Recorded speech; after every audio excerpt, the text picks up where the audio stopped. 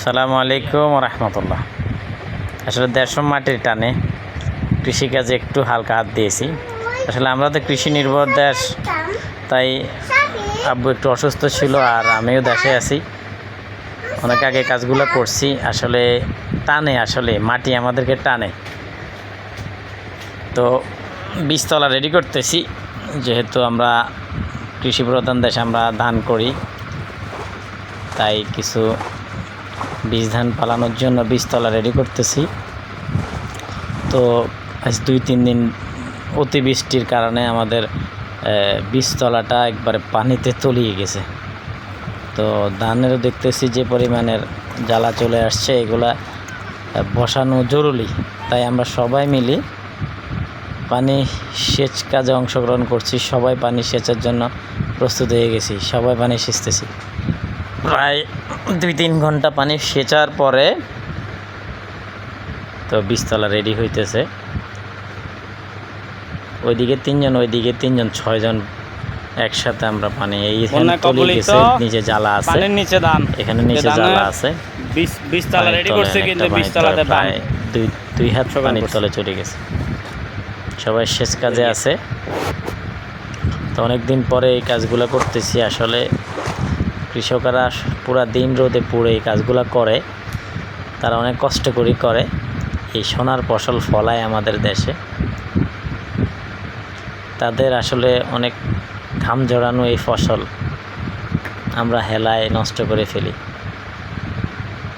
আসলে আমরা কৃষকেরকে মূল্যায়ন করতে আমরা যখন শিখব, তখনই কৃষকের এই কষ্টটা সফল হবে। শুধু এটা আমি না বা আপনি না, সকল কৃষকের প্রতি আমাদের থাকবে বুক ভরা ভালোবাসা।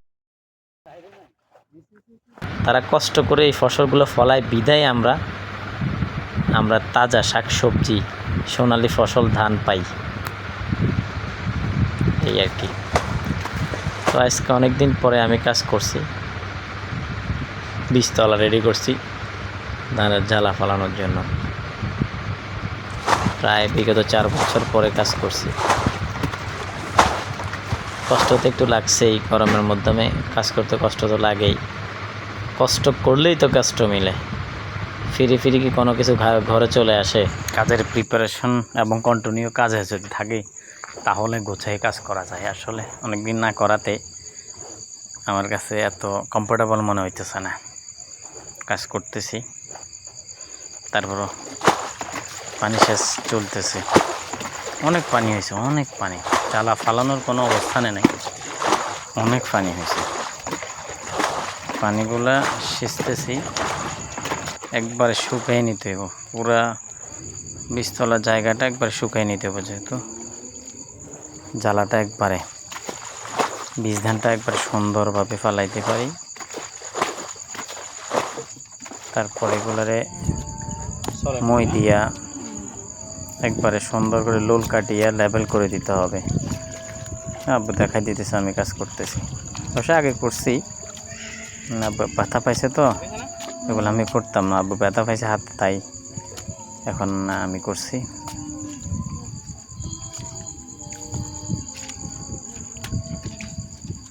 আসলে কাজগুলো অনেক মজা লাগে করতে, যেমন মজা লাগে দেখতে, অনেক সুন্দর লাগে। আসলে কৃষকরা এত কষ্ট করে সবুজ শ্যামল সোনালি ধান ফলায়, এগুলা করতে কেমন কষ্ট, কেমন শ্রম, অনেক ঘাম শ্রম। তারপরে আমাদের কাছে সোনালি ধান, সবুজ শ্যামল ফসল আমাদের ঘরে আসে। তাও আমরা কৃষকদের মূল্য দিই না ঠিকঠাক মতো। ইনশাআল্লাহ আমরা কৃষি নির্ভরশীল দেশ বাংলাদেশ। তোরে তো দেয়া যাবে না। কাজ শেষ করে আসছি পুকুরে, ছোট ভাই বেড়াদার আছে, ওরা পানি নিয়ে শতানি করতেছে, আর আমার ভাতিজা ইব্রাহিম সাঁতার কাটতেছে। মাশাআল্লাহ।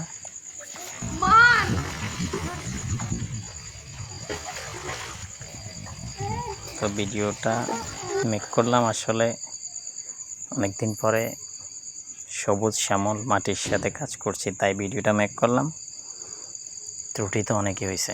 আসলে অনেক ত্রুটি হয়েছে, সবাই সাপোর্ট করবেন বেশি বেশি করে। আমার ভাতিজা মঈন আছে আমার সাথে, সহকারী আমার, এই গাছের উপর থেকে জাম দিতে আছে। বৃষ্টির পানি একবারে সব দিকে ভরপুর, বৃষ্টির পানি।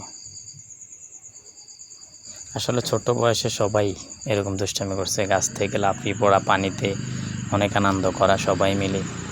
এটা আমরা স্কুল লাইফে সবাই আমরা কম বেশ করছি। কে কে করছেন SMS করে জানাবেন, আর কেমন হয়েছে ভিডিওটা জানাবেন। আসসালামু আলাইকুম রহমতুল্লাহ।